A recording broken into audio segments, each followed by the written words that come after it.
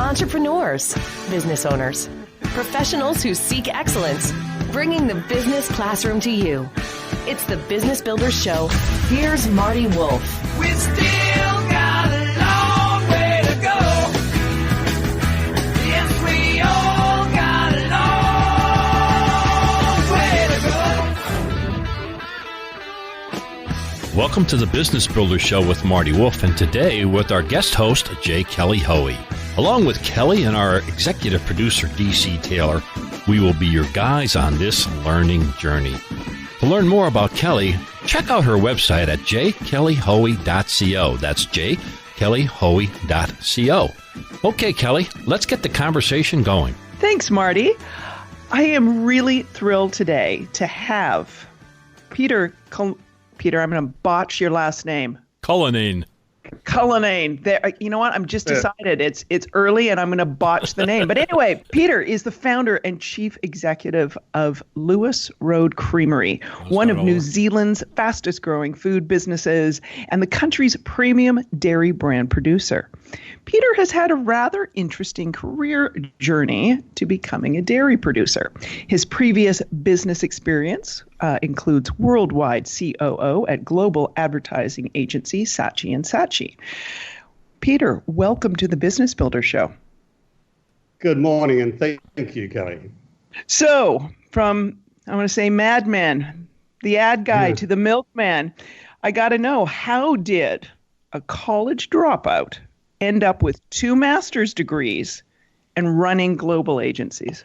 I think the first part of the career is pretty straightforward in that most of my career has been in advertising, and I finished boarding school and did the usual thing of then starting a commerce degree, and I just couldn't sort of get my head into it really, and it was sort of at a time back then of vast sort of changes going on, and I stumbled actually into advertising, and I know that a big part of your thesis is networking, and New Zealand's such a small place, everyone knows someone, and so I happened to through sort of a family connection get an introduction to a local advertising agency, and I was hired as a sort of a trainee, if you like.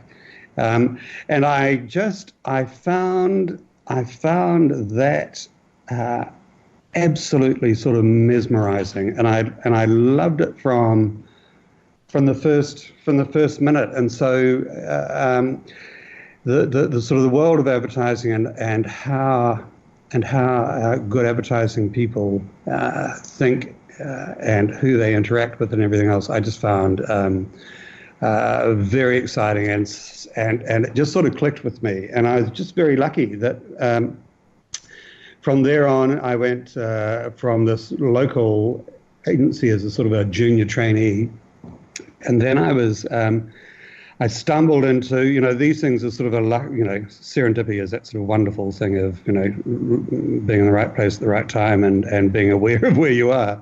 And I was approached to join Ogilvy and Mather, which in those days was one of the first sort of true international agencies to make it to New Zealand.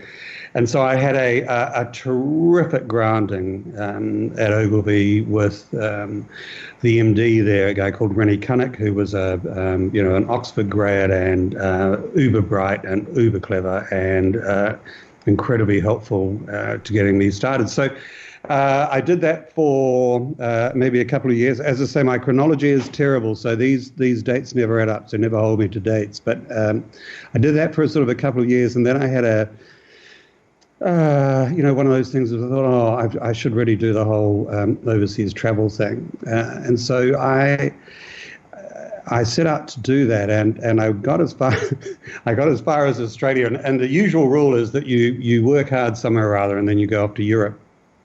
So I did the hard work, but I worked in a coal mine in Whyalla, which is in South Australia, very out in the middle of nowhere. And I did that for exactly a year. And then rather than go on to Europe, I came back to New Zealand because I had met my future wife just before leaving. And so I came back, and I then joined an agency called Mackay King, which was, again, a local agency that was run by, again, someone that I knew. And his son was taking over the agency, and indeed I had been to the same school as his son, a guy called Terry King. And so those damn networks and who you know, sliding in again there, Peter. It was really work. And so we then grew that agency, and that agency was grew from a small local agency and became one of the biggest in the country. And then we approached Saatchi Saatchi to sell. Saatchi's already had an agency in New Zealand, so it was a very curious deal. But we basically sold to Saatchi's, and then were given the task of merging our agency and the existing Saatchi agency together. And I ended up running that combined agency, and we became, the biggest, and I can say, hand on heart, best agency in the country. And I think I was about 31 or 32 when that happened. So I've been sort of involved in that agency world ever since. And then Saatchi carried on, and I ran New Zealand, and then Australia and New Zealand, and then went on the Worldwide management board, and then finally moved to New York, where in that typical sort of agency way, I ran everything other than the country I was in, which was the US. But I was based in New York, and had a fabulous time. I loved my time in New York, and I've loved sort of the whole agency world. After September 11, I was stuck in Paris, and my wife, my current wife, and young daughter, who was like a 3-year-old, had just flown back to New York the night before. And that morning, September 11 happened. And so we then had one of those moments where you say, well, hang on, what are we doing and why are we doing it? And we made the decision to come back to New Zealand. And I started, I had a wonderful time. I was on gardening leave for a year. And we spent that, most of that time was spent in a little village in Provence called Tourette-sur-Loup. So we had a marvelous... And I'm going to pause you there for those who don't see, because I think going on gardening leave is one of the greatest inventions of all time. And so for anyone who's listening who doesn't know what that is, European companies, British European companies, you leave, your contracts often have, if you're a senior executive, this kind of garden leave, so you don't go and work for a competitor, and you get paid and you can, I guess, go garden. And that's much what I did. And what I actually did was I did a number of things, including I had a wonderful. So the reason we went to Tourette-sur-Loup was the person that we did the deal with at Saatchi's had a holiday house in Tourette-sur-Loup, and his name was Alban Lloyd. And so we got on famously with Alban and Rosemary, and decided that that's where we would go. And Rosemary, as it turns out, is a fabulous chef and writer. And so she introduced me to a culinary school, which I did in France. I sort of could do my basic. I like the idea of being able to cook everything I like to eat. I've got a pretty limited menu, so I don't need it's not too complicated. But we had a ball in France. Finished that, came back to New Zealand, and started a company called Assignment Group, which was a group of 4 partners, the key people out of Saatchi New Zealand, and including the chief executive of Saatchi London at the time. And so just the 4 of us. And we went from being, you get sort of pretty spoiled growing up in a big network, and we had all the resources and everything for 20 odd years. And we came back to New Zealand, and the 4 of us decided that we would start an agency. It would just be the 4 of us, and we would do everything ourselves. Were you nuts? What were you thinking? So were we nuts? Probably, but it was the most exciting thing to do, because you've got no one to fall back on but your 3 partners. And we started, we didn't even know how to make a cup of tea or coffee or none of that stuff. So it was a fabulous learning curve.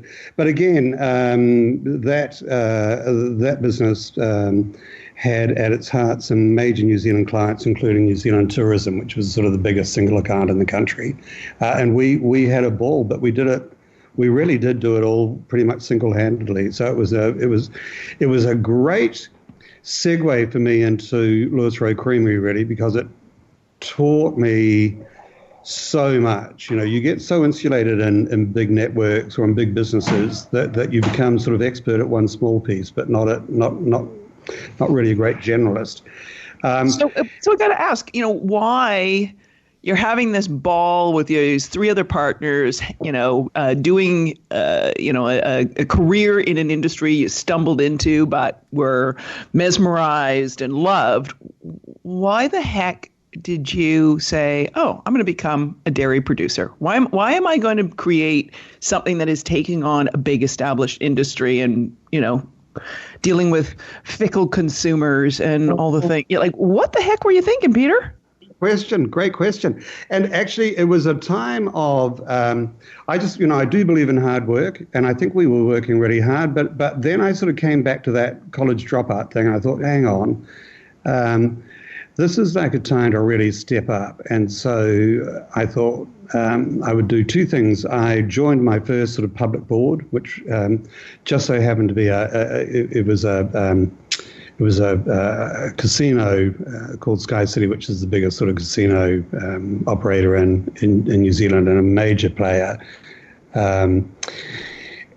So I had my sort of first board experience happening, and at the same time I was doing an MBA, which I completed, and then I did another master's degree, and this time it was master's in management, and that was in the study of and again I'd love to come back to this at some stage, but that was the study of not leaders, because I think, this whole leadership thing is sort of slightly overcooked.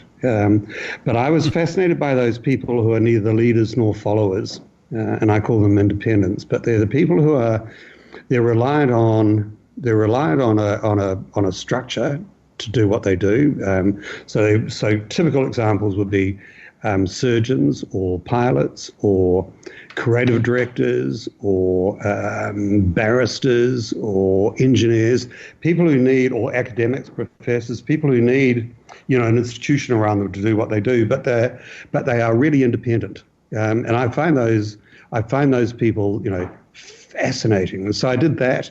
And then the other thing I had was this little niggle of on the Sky City board, which was the first board I joined. It was a very good board, and one of the directors was Sir Dryden Spring, who was the godfather of New Zealand dairy, if you like, and a very senior player. And we would have these conversations. I'd say to him, Sir Dryden, I don't understand why New Zealand is still sending commodity products offshore. Why don't we have branded consumer goods? Why don't we step our game up and do what companies like Nestle in a country which is not that much bigger than New Zealand, Switzerland, do so well? And I can remember Dryden sort of rolling his eyes and saying, "Oh no, you don't understand. Switzerland's been doing this for 100 years. We could never do what Switzerland does." And that to me was a sort of a challenge that somehow or other I just found too fascinating to put down. And the way these things work, Kelly, I think this is true for everybody, but it's never sort of one linear thing. It often is in retrospect. You can sort of draw a straight line, but in the middle of things, it's actually it's a sort of a mix of things that somehow or other you create a pattern from. Because another piece of the puzzle for me was, I mentioned boarding school. One of the things that sort of kept me alive was bread and butter. And I love, without being silly, I've got a really simple taste, but they include bread and butter. And I found that New Zealand butter was sometimes good and sometimes not good. And I couldn't understand why that was. And it turns out that the reason for that is that the dairy companies in New Zealand treated butter as something of a byproduct, really, and the focus was very much on milk powders and so on and so forth. And so I decided at some stage I switched from buying New Zealand butters to buying a Danish butter called Lurpak, which is a good butter. So anyway, that'd been going on for donkey's years, and I came back when I was back in New Zealand and at assignment, and I was sent by my wife to do the supermarketing one Sunday afternoon, and so I was there loading up the trolley, and I reached out for a pack of Lurpak, and I had one of those true sort of moments where I said, "What's wrong with this picture? Why am I, as a New Zealander, as a Kiwi, reaching out for a pack of Danish butter when yeah, exactly. You've got cows nearby. Why the hell are you getting butter from the other side of the planet?" So now this is a true story. So I went back so I put that butter back on the shelf, and I went back to our apartment. And my father came from, most people in New Zealand have some sort of farming heritage in them, and I certainly have. But my father grew up on a farm, but he was a commercial airline pilot. And he was a man of very few words. But I do remember him fondly talking about making butter on the farm as a kid. So anyway, I forgot how you did that. So I looked up YouTube, and I got this wonderful woman from the Appalachian Mountains talking to me on YouTube, and she was sitting in a lazy boy chair and talking to camera, and she had, you call it a mason jar. We call it an AG jar, but a mason jar. And so she said, "Honey, this is to on YouTube. Here's how I make butter." And so I thought, right. So I got back in the car and went to the supermarket and bought some cream and came home and followed her instructions and made butter for the first time. and it was it was fascinating. And what I learned was, anyone can make butter because it's not very complicated, but it's really messy and it's very inefficient. But I made it. And so here's the clever bit about networking, Kelly, that this is where I think it really kicks in. So that evening, so that was the Sunday afternoon, that evening we were going out to dinner with a group of sort of friends and associates. And we're sitting around the table and, having one of those sort of Sunday evening conversations of, what's everyone up to and so on. And I was talking to a guy who subsequently, I count as a really close friend, but then he was a sort of I knew him, but I didn't know him that well. But he was saying, "So Pete, what are you up to?" And I was sort of running through, it sounds a bit show-offy, but I was saying, well, Rob, I'm running assignment group, and I'm doing another master's degree, and I was joined a couple of boards, and no. But I could see that even so, and I also had another company called Antipodes Water, which is a high-end bottled water, and he said, "Oh, that's interesting, Pete. So it's interesting." I said, "Oh, and the other thing I'm going to do, Rob, is I'm going to start a butter company." And it literally just came out of the blue. I it was a voice speaking. It was like spat out of your mouth before you could put it back. I hear myself say it. I'm like, oh. So anyway, he said, "Oh, that's interesting, Pete. But it's not. We've got an expression in New Zealand, which I don't think is replicated in the States." But he said, "Yeah, interesting, Pete. But it's not going to be a boot of the car company, is it?" And a boot of the car company means, a little business that sort of run. Yeah. Okay. A business you run out of flea markets out of the trunk of your car, and little hack, a little hobby on the side, nice little business, as people like to say. Yeah. Okay. Exactly right. What was interesting about that is that my brother, who is very successful, had described Antipodes Water as a boot of the car company years before. Which in a kind way, but I took great exception to. And so to have someone else say, "Yeah, but it's not going to be a boot of the car company," I said, no, it's not. And so, but that was the impetus to go from just sort of, fluffing around in the kitchen on a Sunday afternoon to actually doing something. And so the next morning, Monday morning, I rang our local supermarket and asked to speak to the manager. And as it turns out, again, serendipity, the local supermarket that we go to, there are two major supermarket chains in New Zealand. One is corporately owned, and the other is a cooperative. And this supermarket is probably the leading store within that cooperative. So, as it turns out, an incredibly influential store. And I rang and asked to speak to the manager, and just, it would only happen in New Zealand, I got put straight through.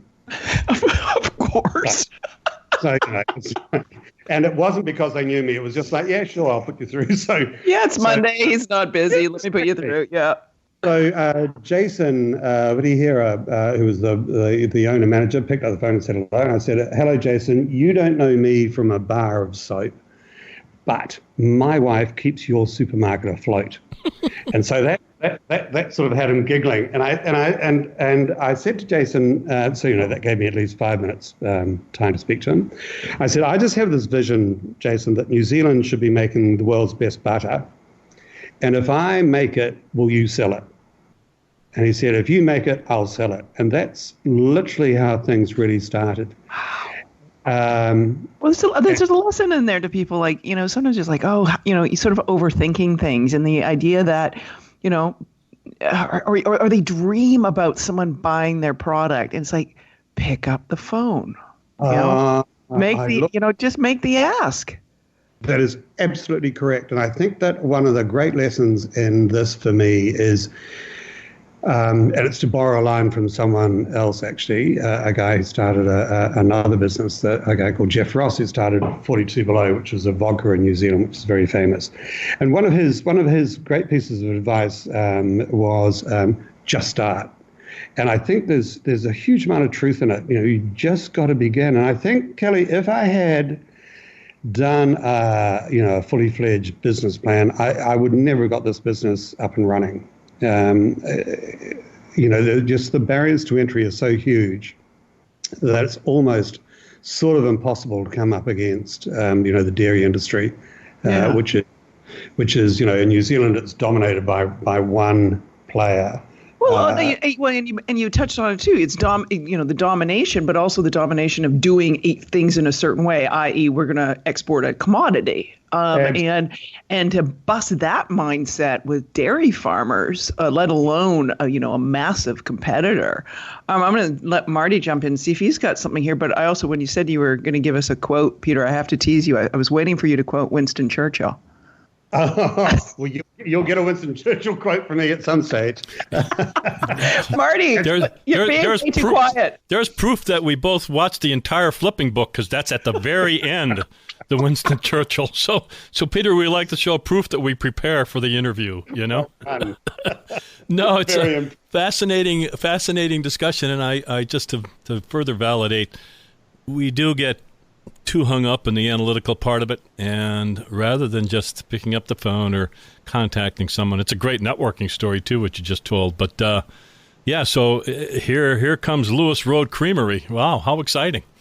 Yeah. Well, so Marty and I were talking about before, Peter, chocolate milk. How have you made that a must-have purchase? I must have it, so I just need to know how you made it must-have and how the heck we're going to have it. But anyway. Exactly. Well, we're working on all of that. We started. I won't spend too long on it, but we started on butter, and then I thought, well, if we and that went well, and we thought, well, what else isn't being done well? And we looked at milk, and again, while New Zealand has sort of the best raw ingredients, we didn't necessarily treat our milk very well, and it was sort of standardized and it's just not great milk. And I thought, right, let's do a brilliant milk. Let's just go right back to basics and do a fabulous milk the way it used to be, in our grandparents' time. And so we started a range of white milks, which again sort of just absolutely shook up the market. And I was having lunch with the owner of a very a sort of successful boutique grocery chain called Farrow's, and so it's a bit like a Whole Foods of New Zealand. And I was, as I say, I was at lunch with the owners, and we were chatting, and James, one of the owners, said to me, this milk is all very good, but do you know what I'd love? I'd love a really good chocolate milk. And so I said, right, James, you leave that with me. And so that's sort of where this fabulous story started. And so I thought, if we're going to do a chocolate milk, it's going to have to be it's going to have to be better than anything anyone has done. And I had a long working association with a company called Whittaker's, which is a famous chocolate company in New Zealand. I have some in my fridge. And I can attest to how fabulous Whittaker's is. Anyway, just that aside, back to the chocolate milk story. Well, and actually, Whittaker's, it strikes me that there's a great company in San Francisco called Guitar Chocolate, and it strikes me that they are actually quite similar in terms of sort of products they make. So I rang, not knowing anything about how you make chocolate milk and everything else. And at that stage, our milk was being made by a small independent bottler, who we still work with. And they had no expertise in this area either, other than to say that they couldn't mix anything other than powder into their milk. And the thing about powder is normally that's the cheapest way of getting a product flavored. And I wanted to make the best product the world had ever seen. So I rang Holly Whittaker, who was the next generation of the family coming up in the family, and said to Holly, "Look, Holly, I'm not sure quite how I'm going to do this, but I want to make a chocolate milk, and if I do it, I want to do it with you. But here's the thing: our bottlers can only use powdered product. What can we do about that?" And as it turns out, they in turn had just invested many millions in a new chocolate making machine that actually makes the chocolate into a powder before turning it into a block. So it's like a talcum powder, if you like.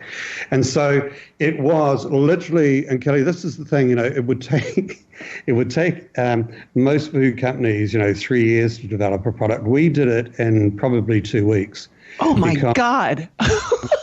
Literally, so Holly said, "Well, look, the only thing we can supply you with is this, powdered chocolate." So I said, "Righto, we'll send someone up." So she sent up, a bag of this powdered chocolate. And then every product we've made, we've created it in our kitchen. And our kitchen is sort of quite central to everything we do. So we got some fresh milk, and we added some powdered chocolate and shook it up, and it was just a fabulous product. So what I'm hearing from this part of the story is that you did an extensive business plan, a lot of focus groups, and had a lot of control groups for testing, and then you released the product. Is that one? Would I be correct, Peter? Something like that. That's wild. That's wild.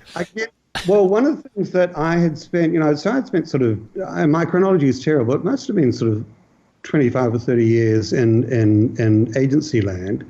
And, we lived under the tyranny of focus groups, client focus groups where consumer panels would give their feedback on things. And my belief with Lewis Road was I just wanted to do things that I wanted to do. And if I believed that they would work, then I was going to back myself.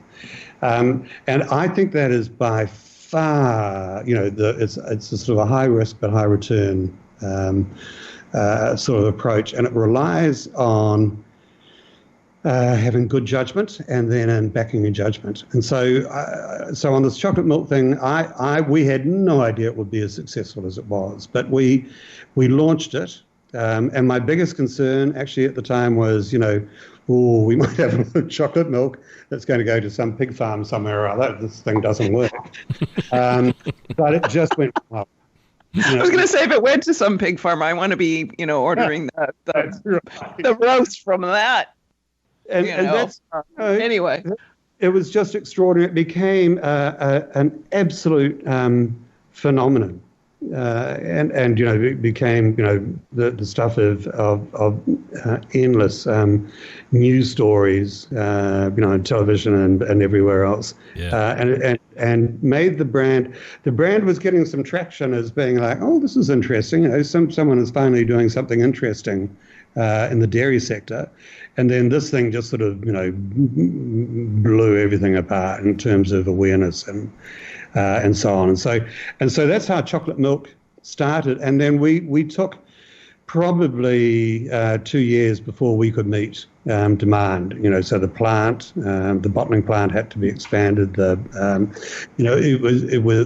were a million different issues to face, including irate retailers, by the way, who hate not being able to sell something that their customers want.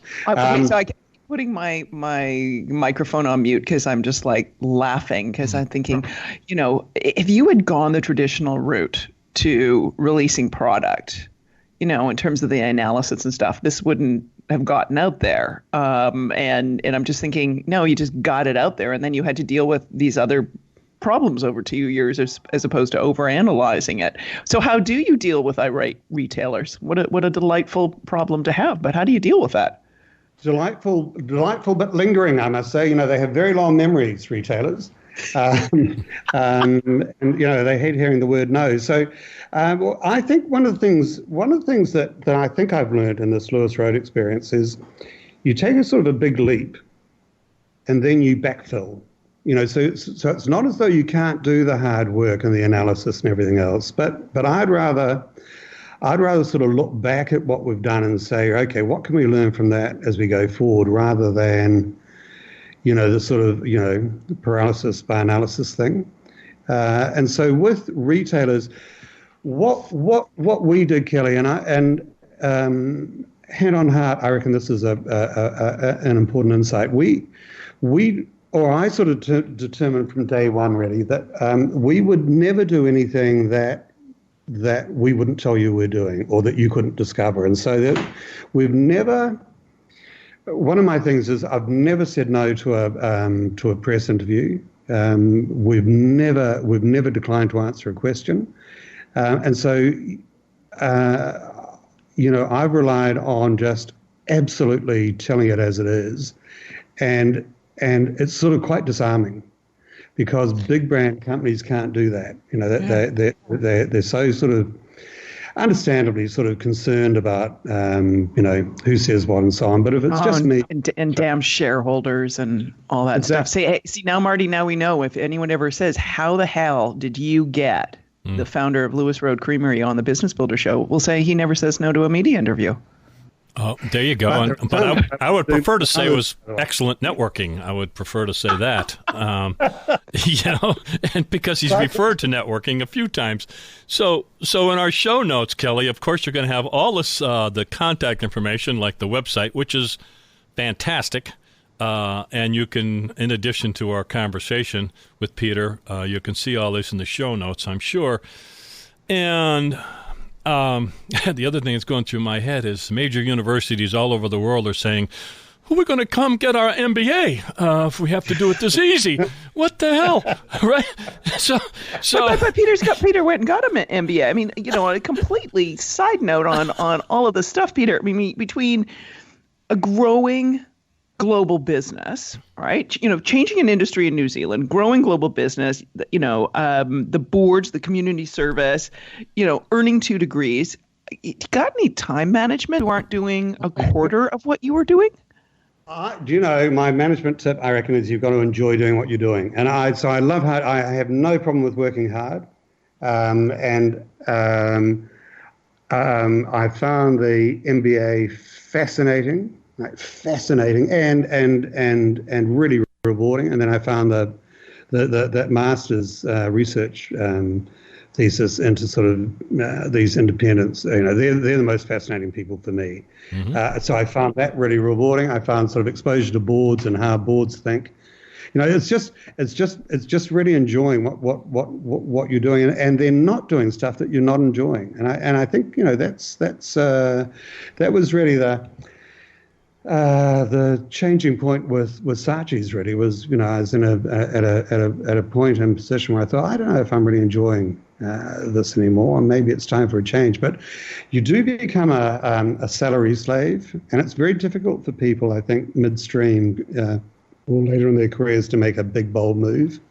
But I'd have to say, you just got to do it every so often. You just got to sort of go out there and just take a big leap of faith, and then back yourself to somehow or other, end up on your feet. And Peter, looking at the book and other things I see, and this is maybe part of your time management and leading or management, whatever you call it, is I saw the quote maybe several times: "Speed is everything." Apparently, you believe that to be true.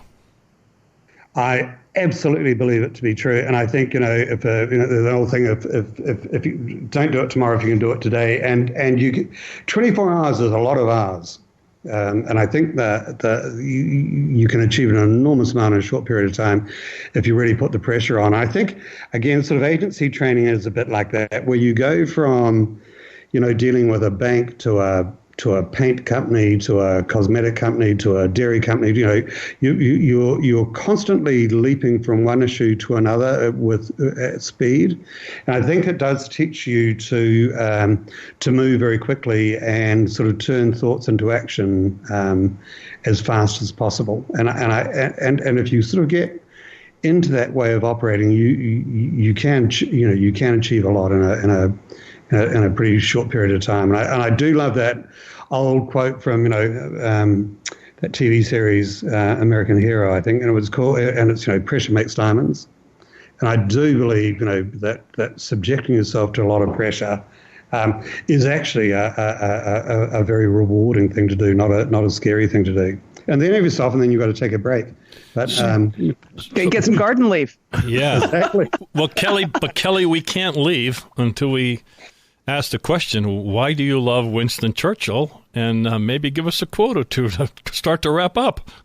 Well, I think Winston Churchill is probably the single most impressive person I've ever studied or read or known about. Obviously, Winston Churchill played a big role in World War II. My father was a bomber pilot in World War II, so there was sort of a reasonably direct connection, I guess, to that. But reading his books, and the best biography of Winston Churchill is by William Manchester, which is just an absolutely fabulous trilogy. But I just find his ability. He was always adventurous, Winston, and I think that, when I read what he achieved and compare that to what I've achieved, it's so humbling. Mm-hmm. And I just love the fact that, right through to his dotage, he was still writing and commentating and doing fascinating things and leading an absolutely fascinating life. And his observations were brilliant. And the quote that I think, my own personal motto is, where there's a will, there's a way. If you want to do something, you can do it. It's just a matter of, do you really want to do it? But the way that Winston Churchill summed it up was, one quote, it was, fear nothing, live life as it comes, dread naught, all will be well. I just think that's such a wonderful attitude to life. For business, for life, and a whole lot more. Peter, wow. I have, of course, endless more questions asked. So I'm, might have to say, will you wake up early again in a morning in Auckland to come back on the Business Builder Show? But thank you for the generosity of your time and your insights and sharing your story with us today. That's an absolute pleasure, Kelly. Thank you very much. And thank you, Marty, and thank you, DC. Thanks, Peter. Thank you so much for listening to the Business Builders Show. To learn more about me, and I'm Marty Wolf, go to MartyWolfBusinessSolutions.com. That's MartyWolfBusinessSolutions.com. To learn more about Kelly Hoey, go to her website, which is jkellyhoey.co. That's jkellyhoey.co. And of course, you can find Kelly and Marty on LinkedIn and Twitter. A reminder, you can find all our Business Builders shows on iTunes, Spotify, and on your favorite podcast app. Bringing the business classroom to you. It's the Business Builders Show with Marty Wolf.